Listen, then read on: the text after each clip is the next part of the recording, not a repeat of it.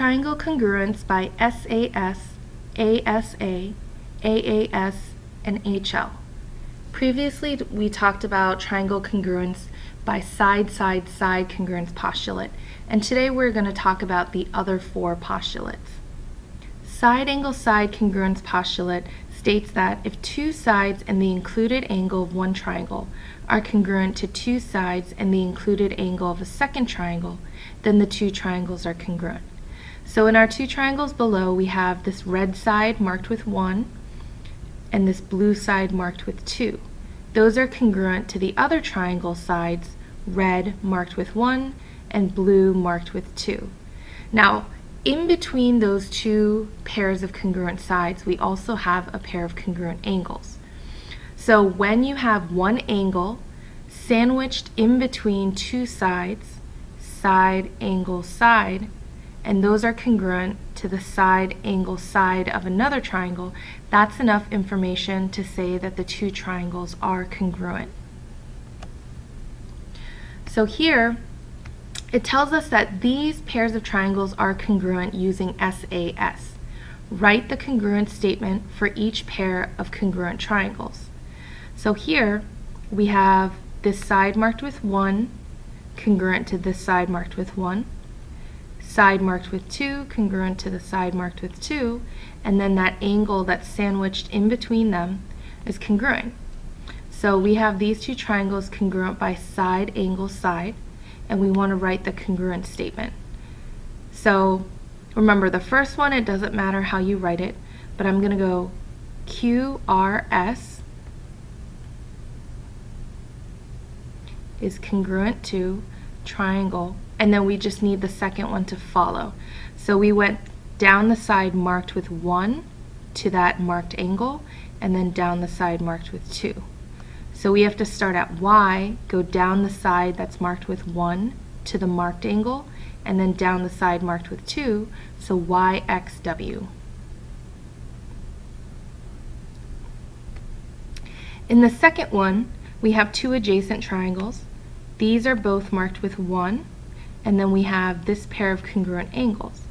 So we seem to be missing a second pair of congruent sides. Now, if you look at this side carefully, we've talked about this before. When you have two adjacent triangles, this segment is congruent to itself using the reflexive property. So we can say that AD is congruent to itself. So now we have our side, angle, side. So we have triangle, I'm going to go BAD is congruent to, and then we need to follow that same pattern. Down the side marked with 1, the marked angle, down the side marked with 2. So we'll go CAD.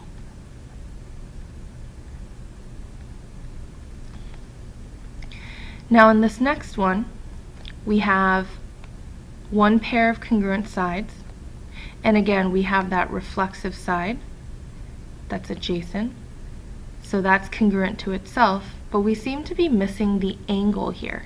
Now remember before when we talked about what these extra set of arrows mean, and those mean that these two lines are parallel.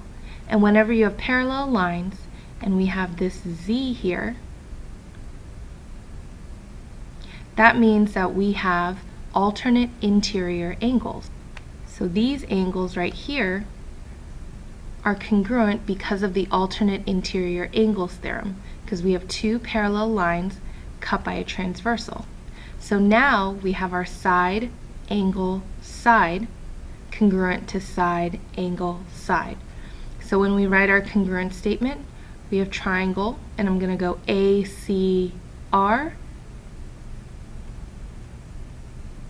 And again, we need that to follow that same pattern. I went across 1, the marked angle across 2, so we go DRC.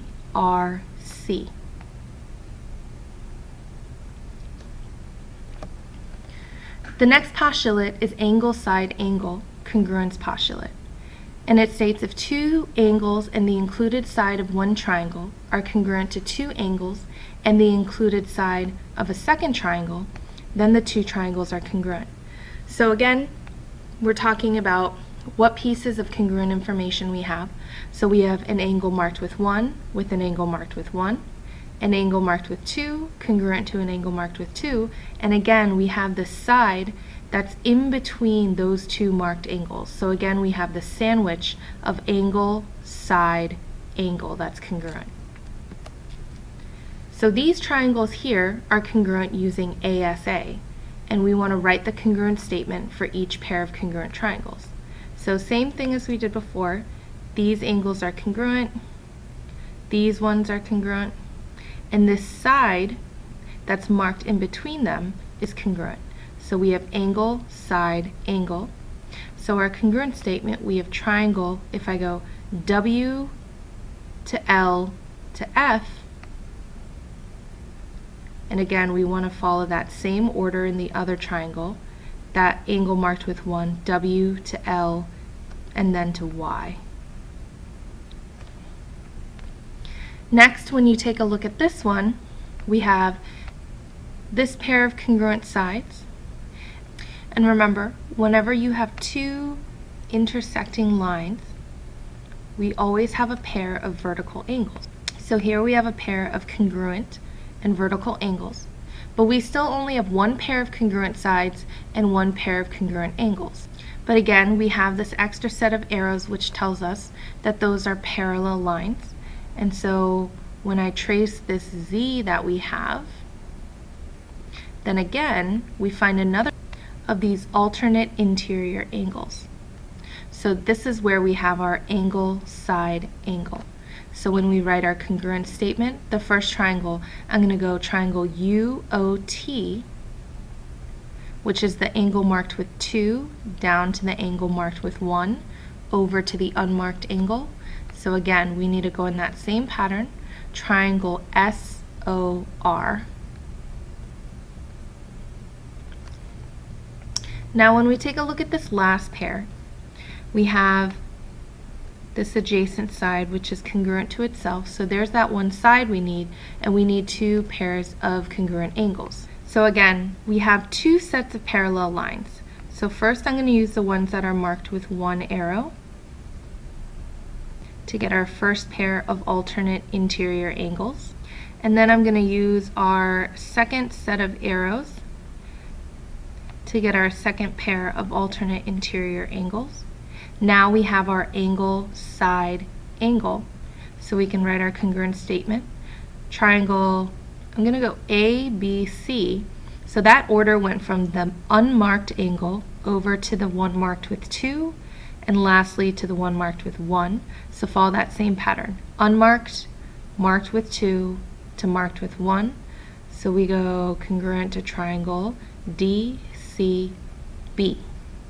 Next we have angle, angle, side congruence postulate, and it states that if two angles in a non-included side of one triangle are congruent to two angles in the corresponding non-included side of a second triangle, then the two triangles are congruent.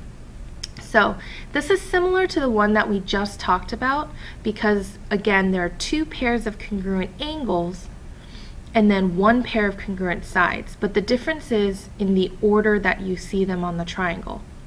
The other one was angle, side, angle, which means that side has to be sandwiched in between. This one is angle, angle, side, so that tells you that side is not going to be between the two angles. So again, we have one angle congruent to 1, 2 congruent to 2, but instead of having that included side, we're using this other side that's attached to this angle marked with 2, which corresponds to this side, which is marked with 2. These triangles are congruent using angle, angle, side. Write the congruent statement for each pair of congruent triangles. So here we have our adjacent side, which is reflexive, and that's congruent to itself. We have this pair of angles that are already marked congruent. And then when you have a line with this right angle, you know that This side is also a right angle because they're a linear pair and they're supplementary.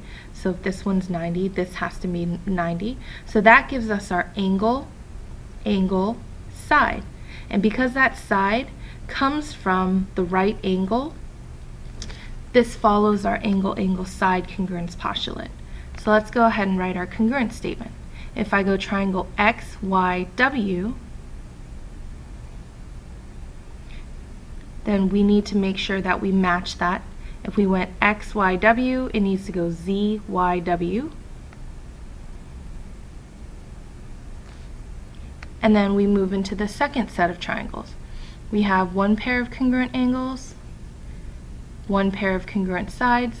And remember, whenever you have a set of intersecting lines, you always have a pair of vertical angles that are congruent.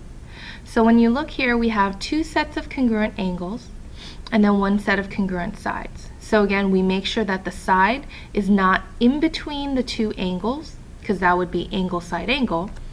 And then also that the congruent side is coming out of the same angle in each triangle. So this is attached to this angle marked with 2. This one is also attached to the angle marked with 2. So we can go ahead and write our congruent statement. If I go TSN, that's going to be congruent to triangle. We went marked with 1, marked with 2, no markings. So we go 1, 2, no markings. Sorry, this is a triangle, USH. Now for this last one, we have one pair of congruent angles, one pair of congruent sides, and then remember, we run into this situation again where we have a line and one side is a right angle, so the linear pair, this side is also a right angle, so that gives us our angle, angle, side, angle, angle, side. So we can write triangle. If I go NHK, and remember, we need to make sure we follow that same pattern. I went the right angle to the angle marked with 1 to no markings. So NLG.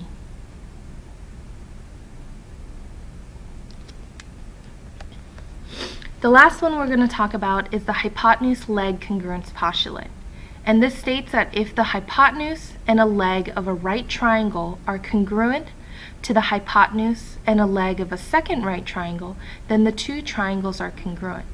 So here we have, in a right triangle specifically, it has to be one of the legs is congruent to another leg, and the hypotenuse has to be congruent to the other hypotenuse.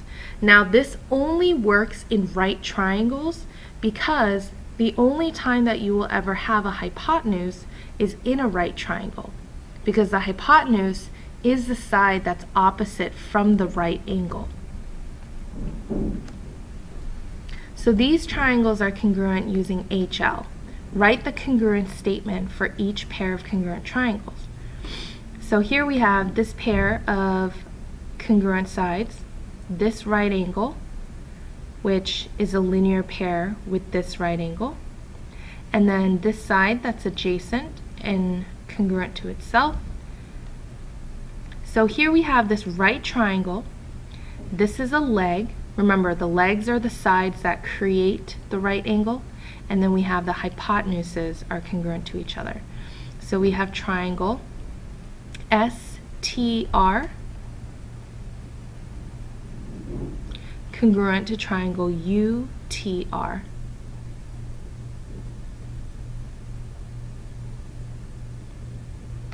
And then in the second set, again, we have that right angle. We have the hypotenuse over here that's congruent to the hypotenuse over here, and then this leg, which is reflexive to itself and congruent. So we have triangle PTR is congruent to triangle MRT. And then lastly, in this last pair of triangles, we have another set of legs, right angles, and this hypotenuse, which is congruent to itself by the reflexive property. So we have triangle, and if I go BAC,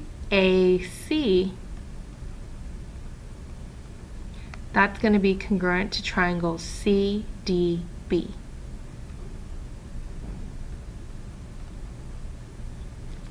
So far we have the triangle congruence postulates side, side, side, side, angle, side, angle, side, angle, angle, angle, side, and hypotenuse leg. But what about the other combinations of sides and angles that we're missing?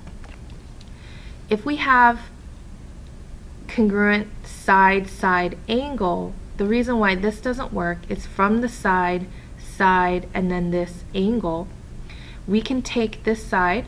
You can create a congruent triangle to this one, but if we take this on the hinge and turn it inwards, you can actually create another triangle that has the same side lengths, 1, 2, and that third angle, but this triangle is very different from the original one that we had. So just because you have angle side side, it doesn't guarantee congruence. And then what about angle, angle, angle? We have this angle marked with 1, 2, and 3. So what if you have another triangle that has the exact same angle measurements? Are those two triangles going to be congruent? And the answer is no, because we know that no matter how small or big a triangle is, the three angles will always add up to 180 degrees. So you will always be able to create another triangle that has the exact same angle measurements as one that you have, but completely different side lengths. That's it for this lesson. I'll see you in class for some more practice.